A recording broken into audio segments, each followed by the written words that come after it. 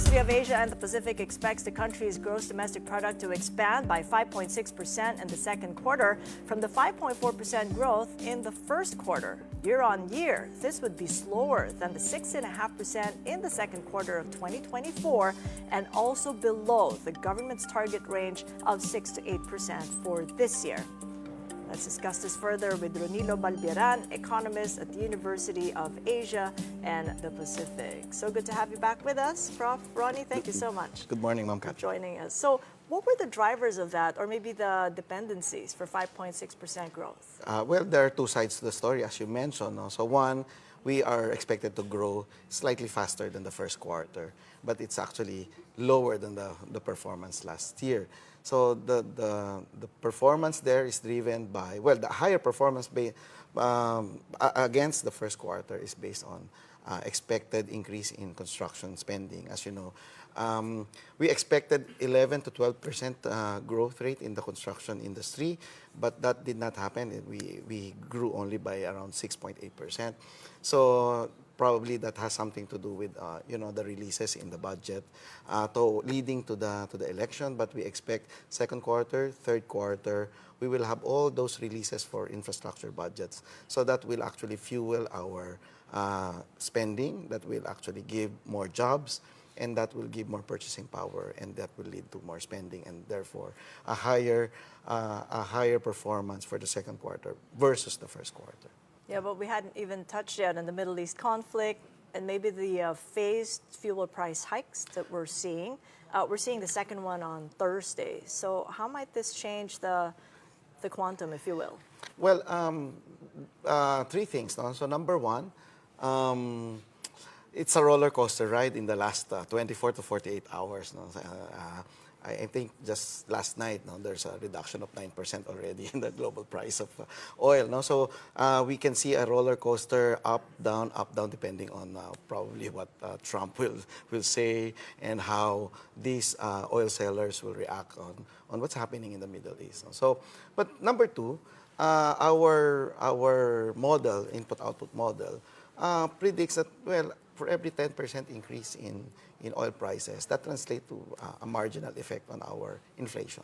That's actually 0.7% for every 10% increase in And you in consider oil price. that marginal? I mean, if you do the maths, we're back at the range of the BSP. Right now, we're below that, 2 to 4% range. So if you consider that to my third point, which is for 3 months already, we're below the floor of 2%. No? So therefore, there's really that space for us to work around our output and employment.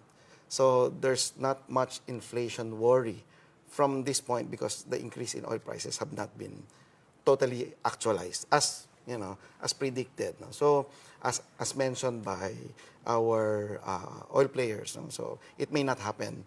The too much increase in oil prices may not happen all the way to next week. No? So, but it really depends on what will happen over the next few days. No? So, but nonetheless, so that 10% is equal to 0.7% inflation. So, still, you are still within the bandwidth of 2 to 4% inflation. Which brings us to decoupling. Yes. As you've said, there is a lot of room to maneuver. Last week's rate cut is seen by the UANP as the start of decoupling from the U.S., from the Fed, which has kept rates on hold for the past 4 meetings. We've already done 5 out of 6 meetings since August of 2024. And when you look at the European Central Bank, they've done 10. So in what way is that decoupling then helping the Philippines, if you will, and what sort of benefits does that bring right now?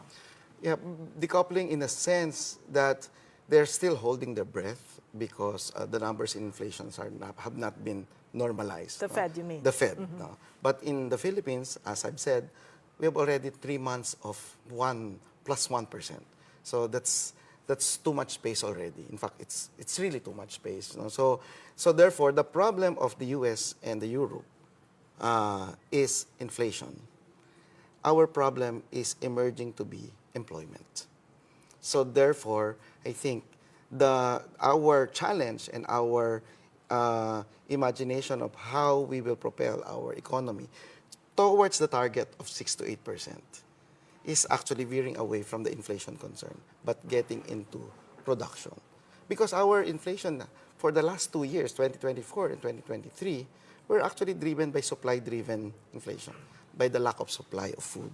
And therefore, our inflation was heavily driven by less supply of food, and therefore, food inflation.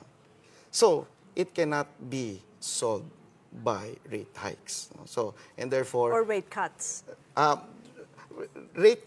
rate hikes because they address the inflation from the point of view of demand.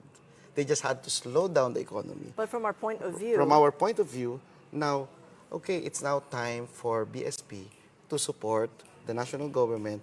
Let's propel the economy because you but cannot when you just talk produce. to the governor, he'll say, we're an inflation targeting central bank here. Yeah, that's That's the mandate. And yes, that's first yes. and foremost And in what fact, that's it has to act on. Yes, in fact, so if you have a target of 2 to 4%, you can already, breathe a little bit.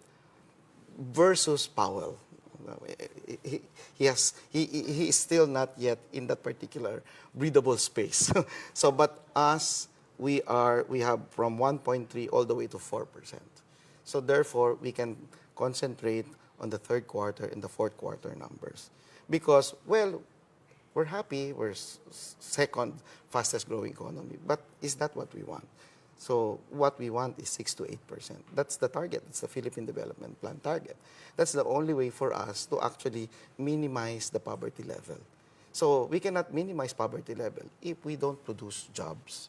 So we need to produce jobs, quality jobs. And what is our April unemployment number? It has actually gone up from the average of 2022-2023 of 3.1%. So what is it now we're at going 4.1%. to take to generate those jobs? When we take into consideration something that we hadn't discussed yet, the end of the tariff pause on July 9th, that is also a big event risk that's coming up in the next few weeks. So I think this is a dual approach. So number one, the BSP may want to consider a more aggressive rate cut towards the third quarter. If you ask me, my preference is to bring it down to 4.5 to 4%. So, and you have that space. Remember, that's a lot of excited rate hikes last year and the year before. No? So now it's the time to test the market. Why? What will benefit construction?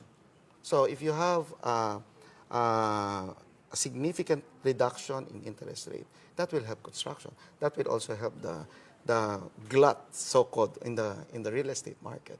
And that will also help our investment environment as you actually bring down interest rates. So that will generate a lot of jobs and a lot of income, and that will generate faster GDP growth. Now, at this rate, we will not hit 6% at the rate of 5.25. Even if you reduce it around 5% policy rate by the third quarter, we will not hit 6%. So the only way for me is to bring it down to 4.5 to 4 so that we can hit more than 6% for the full year of 2025. Okay. We'll put you to account and speak. Yeah, Yes. and to answer your tariff, so exchange rate, I think the BSP, now that we have lower than floor inflation rate, then the BSP can still allow a higher exchange rate. Why? Because as you have these particular trade wars, China's goods will be seeking other countries, and the Philippines is the most the most important target because of the size of our population. No? So these cheaper Chinese goods will seek the Philippine market. Okay. And that will actually challenge our local production and local employment. So the Okay. way to is to allow an increase in exchange rate so that we more or less protect our local production, and that will actually protect our job generation. We have half a minute to go. Yes. What's the exchange rate then, the ideal exchange rate for the second half to achieve 6 to 8%? I would allow the exchange rate to go as high as 61 for us to shield ourselves from this quote-unquote dumping of Chinese goods and kill our local producers. All right. Well, we'll hold you to account then. And in the next invite, I will ask you how to connect the dots with 61 to the dollar. Ronilo Balbieran of UANP.